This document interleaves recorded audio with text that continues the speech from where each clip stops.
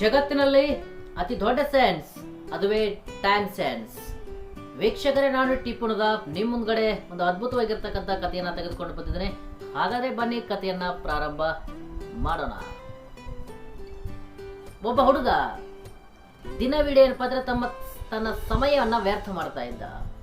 ಆಡೋದ್ರಲ್ಲಿ, ಕೆಟ್ಟ ಜನರ ಜೊತೆ ಕೂಡುವುದರಲ್ಲಿ ಸಂಪೂರ್ಣವಾಗಿ ತನ್ನ ಜೀವನವನ್ನ ವ್ಯರ್ಥ ಮಾಡ್ತಾ ಇದ್ದ. ತಂದೆಗೂ ಕೂಡ ಹೇಳಿ ಹೇಳಿ ಸಾಕಾಗಿತ್ತು, ಮಗನೇ ಏನಾದ್ರೂ ಒಂದು ಮಾಡು, ಏಕೆಂದರೆ ಸಮಯ ಹೀಗೆ ಬರುವುದಿಲ್ಲ. ಆದ್ರೆ ಮಗ ತನ್ನ ವೇಯಲ್ಲಿ ತಾನು ಹೋಗ್ತಾ ಇದ್ದ. ಹಲವಾರು ಕೆಟ್ಟ ಚಟಗಳನ್ನು ಕೂಡ ಅಡ್ಡಿಸ್ಕೊಂಡಿದ್ದ. ಅವಾಗ ತಂದೆಯವರು ಕಣ್ಣೀರು ಸುರಿಸುತ್ತಾ ಅವನಿಗೆ ಹೇಳ್ತಾರೆ, ನೀನೇನು ಬೇಕಾದ್ ಮಾಡು, ಆದ್ರೆ ನನ್ನ ಒಂದು ಆಸೆ ಇದೆ, ಅದನ್ನ ನೀನು ನೆರವೇರಿಸ್ಕೊಡ್ತೀಯ ಅಂತಕ್ಕಂಥದ್ದು. ಅವಾಗ ಮಗ ಹೇಳ್ತಾನೆ, ಅಯ್ಯೋ ಆಸೆ ಕೇಳ್ತಾ ಇದ್ರ ತಾನೆ, ಆಯ್ತು ಬಿಡುವಪ್ಪ, ಏನ್ ಮಾಡ್ಬೇಕು, ಏನಿಲ್ಲ, ನಿನಗೆ ನಾನೊಂದು ವಾಚ್ ಕೊಡ್ತೀನಿ. ವಾಚ್ನ ಅಂಗಡಿ ಇತ್ತು ಅವ್ರದ್ದು.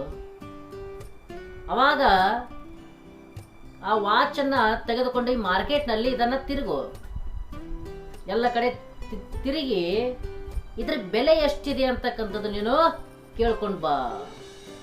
ಅವಾಗ ಆ ಹುಡುಗ ತಂದೆ ಮಾತಿಗೆ ಹೂ ಎಂದು ಆ ವಾಚನ್ನ ತೆಗೆದುಕೊಂಡು ಅಂಗಡಿಗೆ ಹೋಗಿ ಕೇಳ್ತಾನೆ. ಒಂದ್ ಅಂಗಡಿಗೆ ಹೋಗ್ತಾನೆ. ಅವಾಗ ಸರ್ ಈ ವಾಚಿಗೆ ಎಷ್ಟು ಸರ್, ಎಷ್ಟು ಇರ್ಬೋದು ಈ ವಾಚಿಗೆ? ಅವಾಗ ಹೇಳ್ತಾರೆ ಅವರು, ಈ ವಾಚಿಗ 100 ರೂಪಾಯಿ ಇದೆ. ಮತ್ತೊಂದು ಅಂಗಡಿಗೆ ಹೋಗ್ತಾನೆ, ಈ ವಾಚಿಗೆ ಎಷ್ಟಿರ್ಬೋದು? ಇದಕ್ಕೆ 120 ರೂಪಾಯಿ ಇರ್ಬೋದು. ಮತ್ತೊಂದು ಅಂಗಡಿಗೆ ಹೋಗ್ತಾನೆ, ಅಲ್ಲಿ ಕೂಡ ಕೇಳ್ತಾನೆ, ಈ ವಾಚಿಗೆ ಎಷ್ಟಿರ್ಬೋದು ಸರ್, ಎಷ್ಟಿದೆ? ಇದಕ್ಕೆ 200 ರೂಪಾಯಿ ಇದೆಯಪ್ಪ ಅಂತ ಹೇಳ್ತಾರೆ. ಅಲ್ಲಿ ಮಾರ್ಕೆಟ್ ಅಲ್ಲಿ ಕೂತಿರ್ತಕ್ಕಂಥ ಮತ್ತೆ ಕೇಳ್ತಾರೆ ಜನರಿಗೆ, ಸರ್ ಈ ವಾಚಿಗೆ ಎಷ್ಟು ಅಮೌಂಟ್ ಇರ್ಬೋದು? ಆಗ ಅವ್ರು ಹೇಳ್ತಾರೆ, ಈ ವಾಚಿಗೆ 200 ರೂಪಾಯಿ ಇದೆಯಪ್ಪ. ಹೀಗೆ ಎಲ್ಲರ ಕಡೆಯಿಂದನೂ ಕೂಡ ಕೇಳ್ಕೊಂತ ಕೊನೆಗೆ ತನ್ನ ಮನೆಗೆ ಹೋಗ್ತಾನೆ. ಅವಾಗ ತಂದೆಗೆ ಹೇಳ್ತಾನೆ, ತಂದೆಯವರೇ ಎಲ್ಲರಿಗೂ ಕೂಡ ಕೇಳಿದೆ, ಒಬ್ರು 100 ರೂಪಾಯಿ ಅಂದ್ರು, ಒಬ್ರು 120 ರೂಪಾಯಿ ಅಂದ್ರು, ಇನ್ನು ಕೆಲವರು 150 ರೂಪಾಯಿ ಅಂದ್ರು, ಇನ್ನು ಕೆಲವರು 200 ರೂಪಾಯಿ ಅಂದ್ರು. ಅವಾಗ ಹುಡುಗನಿಗೆ ಏನೂ ಅರ್ಥ ಆಗ್ಲಿಲ್ಲ, ಏನು ಪಪ್ಪ ಏನ್ ಮಾಡಿಸ್ತಾ ಇದ್ದಾರೆ ನನ್ನ ಕಡೆಯಿಂದ.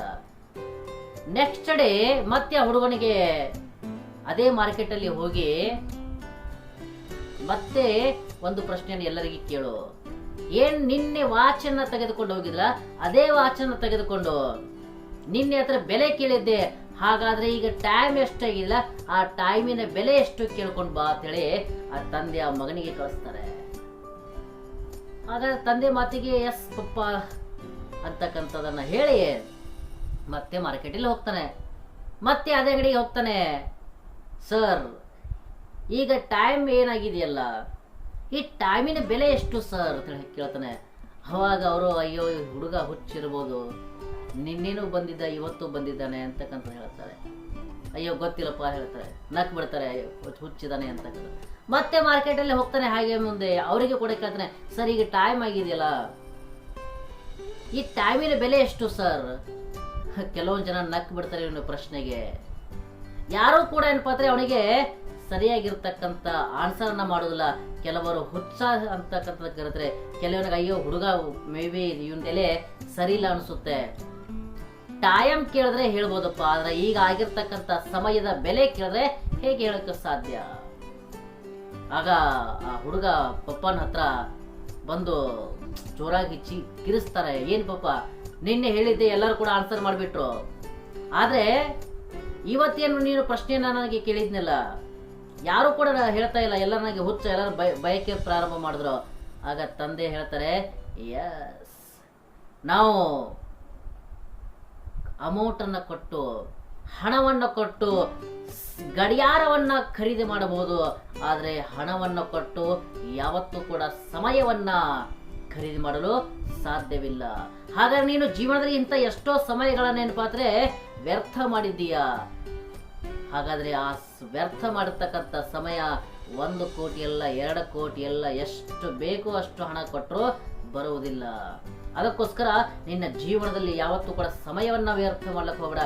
ಯಾಕೆಂದ್ರೆ ಮಾರ್ಕೆಟ್ನಲ್ಲಿ ನಿನಗೆ ಯಾರೂ ಕೂಡ ಹೇಳಲಿಲ್ಲ ಸಮಯದ ಬೆಲೆ ಎಷ್ಟು ಎಂದು, ಬೆಲೆ ಕಟ್ಟಲಾಗದಷ್ಟು.